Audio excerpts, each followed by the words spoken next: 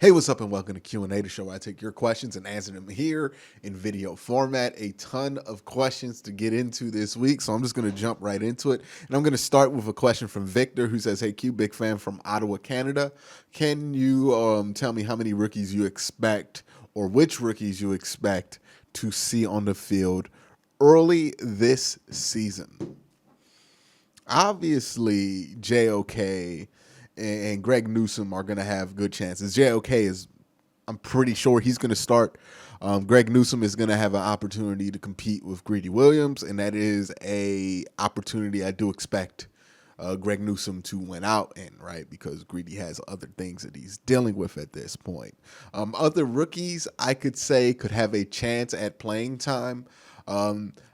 Shockingly enough, I think Marvin Wilson, the undrafted free agent of all people, has a chance just because the Browns don't have a ton of depth at that more big-bodied defensive tackle guy. Like, they really only have Andrew Billings on the roster. Marvin Wilson is the only other guy that can fill that role. Also, I don't know how Jordan Elliott is going to do. Tommy Togiai is going to have to, get acclimated. And I do think Marvin Wilson is a very good prospect, especially if you just keep things simple for him. So I do think he can surprisingly see a decent amount of playing time this year. Other than him, maybe like a Richie LeCounte if Sheldrick Redwine has a terrible camp and Grant Delpit has a slower than expected recovery from his Achilles tear. Maybe you could see some LeCounte out there. But other than that, it's really JOK and it's really Greg Newsome. I don't know if there's going to be a ton of room for surprises when it comes to rookies starting this year. But thank you for the question, Victor. The next question comes from Ben Smith, who says, "One thing I've heard a lot of talk about is the development, and I haven't heard a lot of talk about is the development and progression of the O-line. How much of this do you think, or how much do you think Jedrick will improve this year, and how much of a jump by him will he improve an already great offensive line?" Also, for some reason, Madden has Jedrick rated higher than Jack Conklin. It's so weird. Yeah, Jack Conklin's like a 78 on Madden for whatever reason. I don't understand it. But yeah, Jedrick Wills. I don't know if he can get that much better as a pass protector because he's already like really good. So maybe he gets even better. Where I want to see Jedrick improve is him in the power run situation, right? Like that's where he struggled last year. That's where, it became evident that it's not that he's not strong, right? I don't want to paint that picture because when he's in pass protection, he gets his hands on somebody, he is very strong.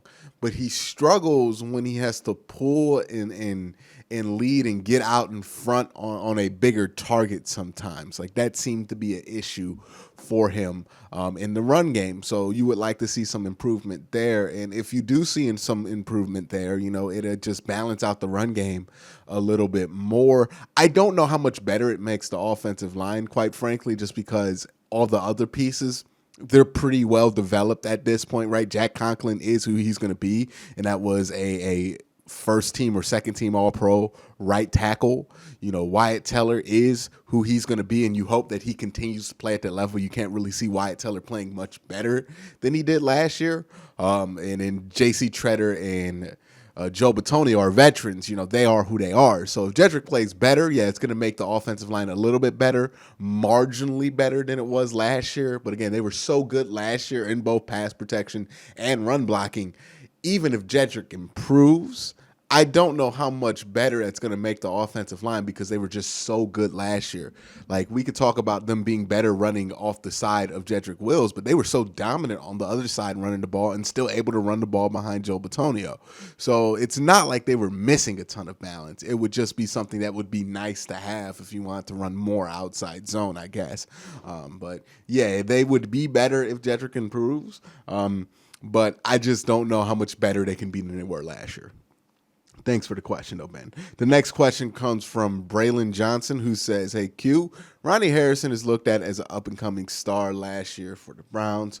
With the addition of John Johnson III and a healthy Delpit, do you think Ronnie Harrison has a future here in Cleveland?" I mean, as far as next year goes, yes, he has a future. As far as the years after that, well, that's going to be a bigger question, right?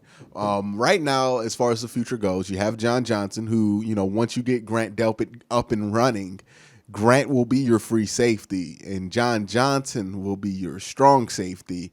And I would think the long-term plan is to eventually get Richard LeCounte up to the point to where he can play some strong safety snaps with Grant Delpit in the future. I'm talking a couple years down the line, or you draft somebody or you sign somebody that can do that. So you can allow John Johnson to play in the box more often, like you're going to let him do this year. What's Ronnie Harrison's future for this year? This year, he's going to pretty much play a ton of strong safety. I don't think you're going to see John Johnson III play like exclusively strong safety. So, I think he will be in the box. I think he will move around a ton this season. And since you do have Ronnie Harrison, who can move around a little bit, just not as much as John Johnson, you have that freedom and flexibility to do that, especially once Grant Delpit gets up and going. So is there a future for Ronnie Harrison in Cleveland long term? I don't know. It doesn't look like it, right? Because what they would be asking Ronnie Harrison to do, he would be overqualified for if he plays like he did last season. So I don't know if you would want to pay that much money to have somebody do a job that more than likely isn't going to be a technical starting job. And again, you already paid big money to a strong safety. I don't know if you do it for two, and you already got your future invested in Grant Delpit. So that's what I think the future is for Ronnie Harrison. This is probably going to be more of a prove year for him, more of a year that he can take advantage of and hopefully get himself a big deal somewhere else. But yeah, that's what I think it's going to be for Ronnie Harrison. I don't think the Browns going to be able to keep him long term. Next question comes from Adam, who says, "Hey Q, one more question. Do you believe Anthony Walker can and will have the same effect on JOK that he did on Darius Leonard?"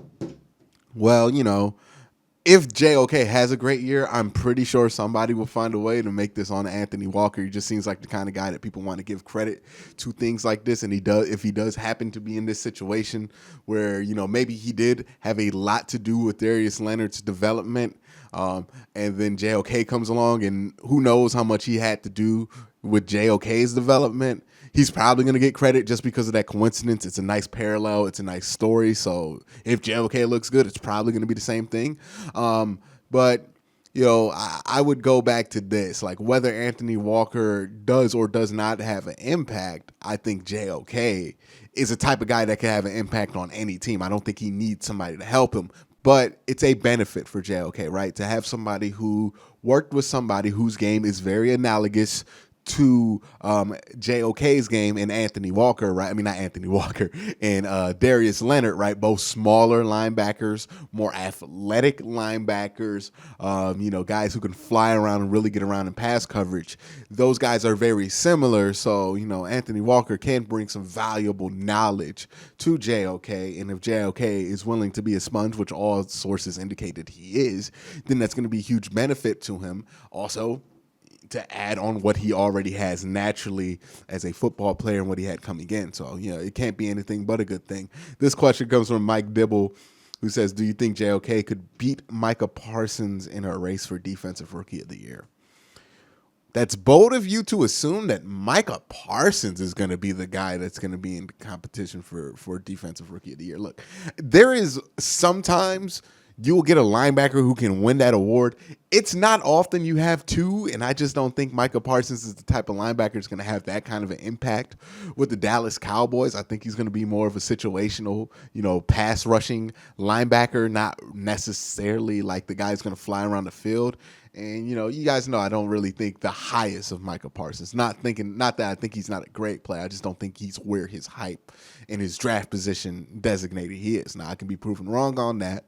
But, it is what it is. So Defensive Rookie of the Year this year, just by the nature of how the draft went down, it's wide open, right? Somebody from the fourth round could win it, somebody from the second round, somebody from the first round, just because there was no real number one defensive player. And the only defensive player that went in like the top 10 is J.C. Horn, the cornerback. And it is hard for a cornerback to win any Defensive Player of the Year award, right? It's difficult because the stats just don't necessarily come your way. You have to be extremely dominant, extremely early, and you don't get that many opportunities to prove you're dominant. So where is it more likely that a Defensive Player of the Year candidate is going to come? One, if there's a dominant, strong safety that got drafted somewhere that's like crazy good, then yeah, they can win it. But other than that, it's going to be down to defensive ends and defensive tackles. The good thing for JOK and Micah Parsons, if you want to throw him in there, is that there's not a great defensive and defensive tackle class. The one guy I think can compete for it is Jalen Phillips. We'll see if he's healthy. But that's really what it is, and that's why I think it's wide open. So JOK, any defensive player could win it this year because it is wide open this year for defensive rookies. The next question comes from Austin Z, who says, do you expect to see a more open playbook this year to keep defensive guessing, i.e. shotgun and five wide formations? Yeah, I think they were implementing that at the end of the season. I think they had a drastically different formation lineup at the end of the season they did at the beginning, even with less offensive talent. So now that they get Odell back, you're going to see a lot more five wide. And Baker did a lot better out of five wide than he did earlier in the season. So those are all good things. You're going to see more versatility. You're going to see a lot more things coming out of the offense just because they can do more things now because they have more pieces available to them. So, yes, the next question comes from Ben Smith, who says, could special teams lose the Browns a game this year? Do you think the kicker situation stands and extra points and everything else? All right, so now I'm not worried about the kicking situation. Look, man, I get it. There was a team once before, right? I think it was the Chargers who had like the number one offense, number one defense, and number 32 special teams. Well, the good news for the Browns is that they should not be the 32nd ranked special team in the NFL, right? Like, as much as some people don't like Cody Parkey, he's fine. He's fine. He makes extra points. He's fine. What you need to avoid special teams disasters that can lose you games. And when I mean lose you games, I mean you lost the game because your kicker missed an extra point or two, and that ended up being the difference in the game. I'm not counting, your kicker missed a 55-yard field goal at the end of the game and you end up losing the game. No, more than likely you're in that situation where you have to kick a field goal to win the game because you messed up somewhere else offensively or defensively. So I'm not going to be one to put the game on the kicker all the time. Like, if he's missing extra points, then it's going to be on the kicker. Cody Parkey's a lot of things, right? Do you want Cody Parkey out there kicking 60-yard field goals? Absolutely not. But you shouldn't be in a position with the offense and the defense you have that you have to ask Cody Parkey to kick a 60-yard field goal. That asking of Cody Parkey to kick a 60-yard field goal is a failure by the offense in itself. I mean, we've seen this offense score in 45 seconds. Don't tell me they can't get 20 or 40 yards in 20 seconds. Don't tell me that there's not a situation where this offense can't get 40, 50 yards. They can. They've done it before. So if they can't do that, right, that's a failure on them. So I'm not going to put what Cody Parkey's shortcomings are, which is his lack of range, on him. He just had to make extra points. If he makes extra points, he's fine. And then on the punter side, the punter's fine. We have a really good punter, actually. So I don't think special teams is bad enough to lose you games. They got more linebackers. They got more safeties. They got more defensive backs, which means special teams tackling should be better than last year. And even last year, the special teams wasn't great, but it was not bad enough to tank your season or make you lose a game here. So, no, I don't expect that at all. Next question comes from Rotten Skull Gaming, who says, with all the additions to defense, do you think Cleveland will be able to stop or at least slow down Lamar Jackson, force him to pass more times than last year and give Cleveland an advantage? One of the things I think is going to be interesting about the Browns and how they will play the Baltimore Ravens is if they go to a small ball lineup, right? I'm going to use a basketball term here. But the small ball lineup would be interesting, right?